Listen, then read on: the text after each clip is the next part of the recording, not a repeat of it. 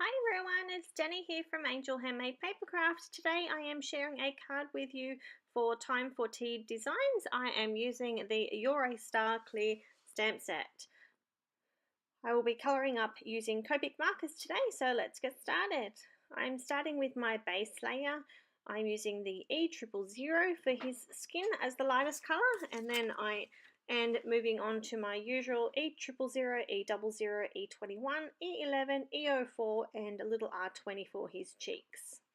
So generally I do lay down a coat of the lightest colour first. It helps it blend the markers a little bit easier, and then I work darkest to lightest. So I started with the E000, which was the lightest colour, then I went E04, and now I'm working my way backwards. So just adding in a little bit of shading underneath his hat. And I did forget to pop the shadows in on his feet and ankles there, so I'm just going in and doing that so that I can blend them out.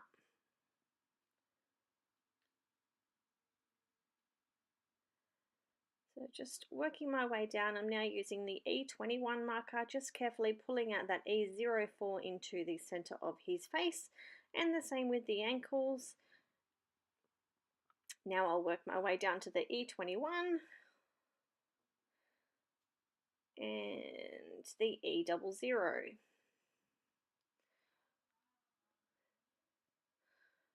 Obviously his ankles are a very small area, so they didn't need a lot there. Just adding on a little bit of the cheek, and now I'm blending all of that into his face using the E000.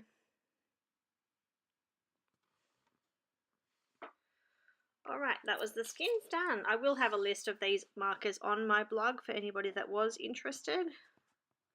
And now I am working on what I'm going to use as jeans. So I'm using black colours today, so I will be using the darkest of the C markers.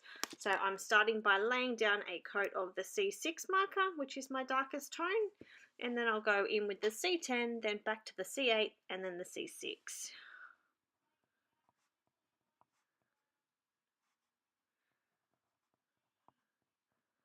So I'm just going in here with the C8 marker, pulling out some of that C10 marker.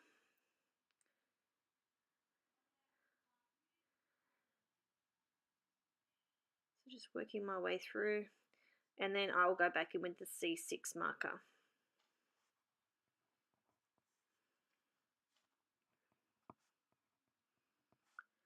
So just pulling all of that colour out into the centres of the jeans. And I'm also going to go in with my W marker. Which one am I using? I don't know, we'll get there in a second.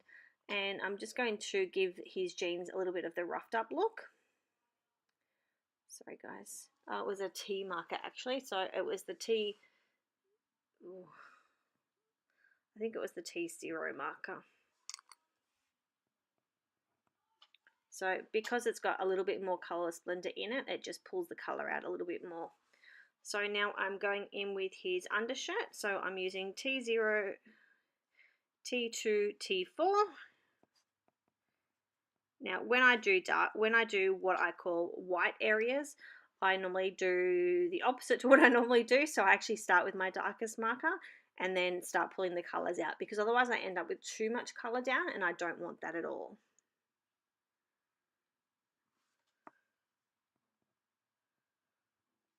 Alright, so now I'm going to go in with my red markers. I do start with the R39 here, and I get about 3/4 of the way through his jumper and realise that the R39 was actually not my darkest marker, and I will go back in with the R89. So I'm using R37, R39 and R89.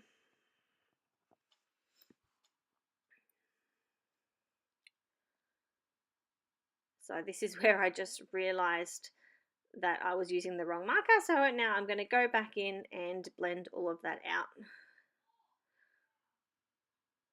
with the R39 marker. I actually think I didn't have my camera on when I realized that I had the R89, so actually you didn't get to see me do that, but in the background I did. So just carefully pulling all of that color out. This young lad just reminded me of my eldest. So I was going with a few of the colors that I know that he would have worn. And I missed the top of his arm there, but I do go back and colour that in later.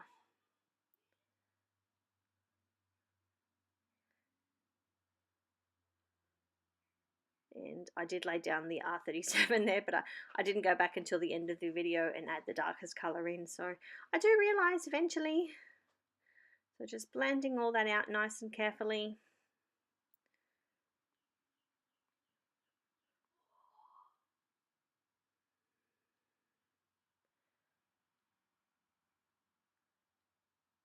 And now I'm going to go in and give him some white but sandy colour shoes. So I'm using those same T markers again. So I'm using the T0, T2 and T4. And once again, just starting with the darkest the darkest colour.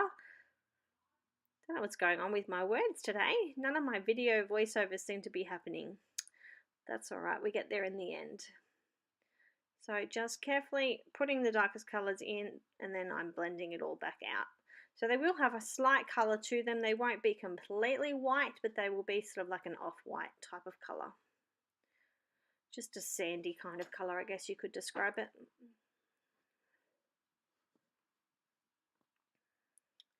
That's where I just realised that I forgot to add the darkest colour into his jumper. So I'm doing that now.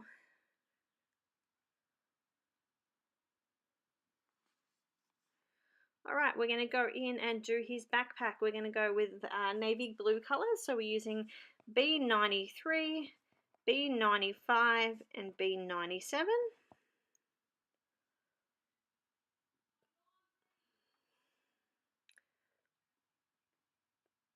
Now, because it was only small areas, I didn't worry about too much of the lightest colour first. I just hit it straight with my darkest colour and blended it all out.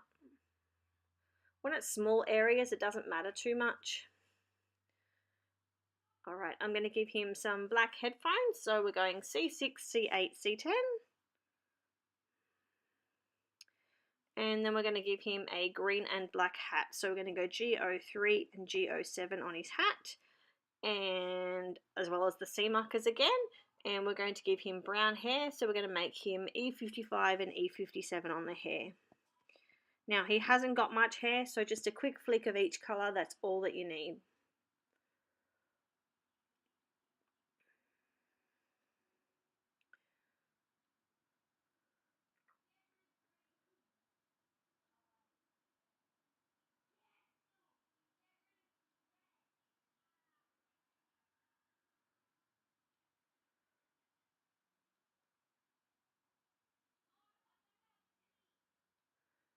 So just grabbing my green markers ready to do his hat.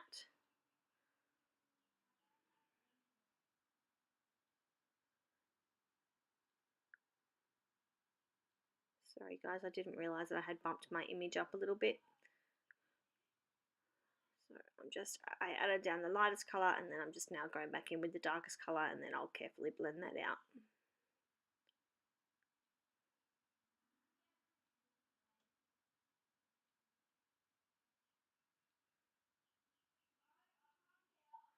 Didn't need a lot, it's only a very small area. Alright, so now we're going to go in and do the top of his hat in the black.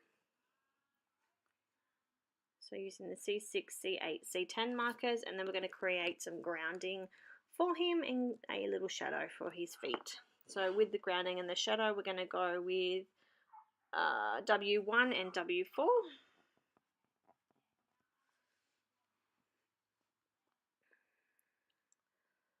Just working my way through on that hat. Very carefully there.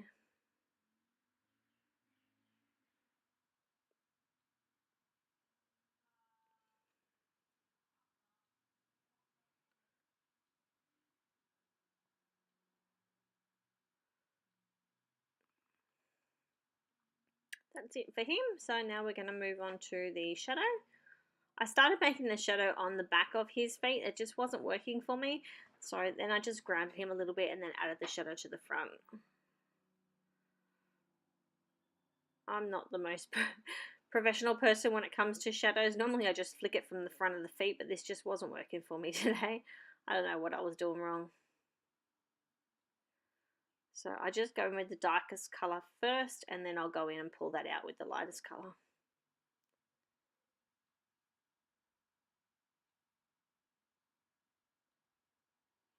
I think it was just the placement of the shadow was my problem. So then I'm actually going to turn it into the ground and add the shadow to the front of his feet instead.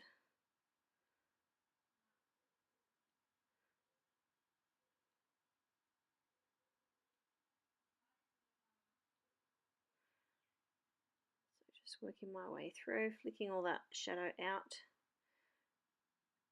and laying the colour down on the ground. It will dry and won't be streaky. And then I'm just fixing that shadow up. It's not too noticeable anyways. I'm quite happy with it, so.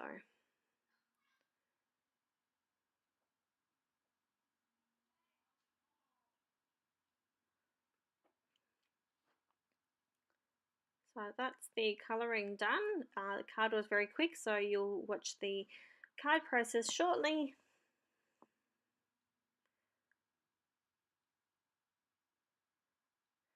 Just about to switch over to a second recording so that you guys can watch the card process, giving you a nice close-up of the image all coloured up. Hi guys, sorry I'm back with you. Had to do a split recording to do the voiceover. Didn't realise that I hadn't actually put the card process to the end of the video. So I'm just working with the Doodlebug Design Ink 6x6 paper pad day to day. It's one that I have had for quite a while. You may have seen this in quite a few cards. It's one of those paper pads that just seems to be lasting forever. I'm using all of the offcuts. I'm trying to use as much as I can out of this paper pad because I do love it to bits. So I'm just trimming up bits and pieces here using my EK Success Cutter Bee scissors. They are super sharp and super pointy. I love them. They are the best scissors for cutting banners and for fussy cutting. Worth every cent, these ones. So I'm just trying to work out what the best layout is for all of my bits and pieces. Obviously, I wanted to go with simplicity on this card, being that it is a boy's card. I'm imagining a teenage boy receiving this card, so that's where I'm at. That's kind of my headspace at the moment. So just working out what I'm going to do placement wise with these banners. Sorry, it is a tad off screen right now, but I will get it back up.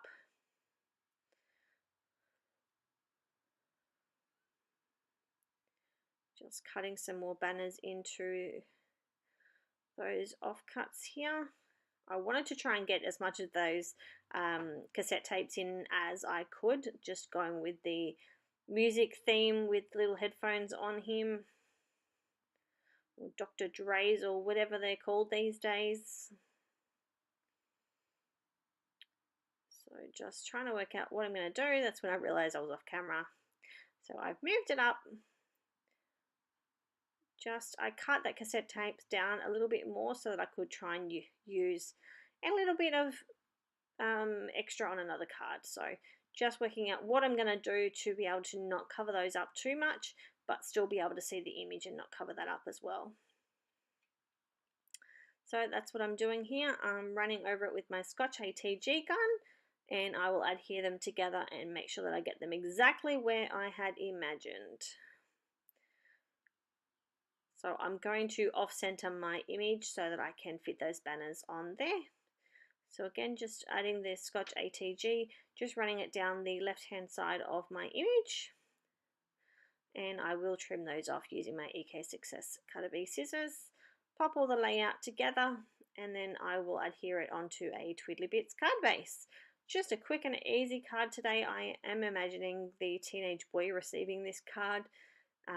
That's kind of the layout that I was going with. So I decided I wanted to add some stars to the card. So I'm using the My Favorite Things star stacks, and I'm going to cut them off the side of the page. I didn't want them to take up too much and be the main part of the card. So I'm going to adhere them to the edge, which means that I can use some smaller pieces of cardstock that I really didn't need to, waste and whatnot.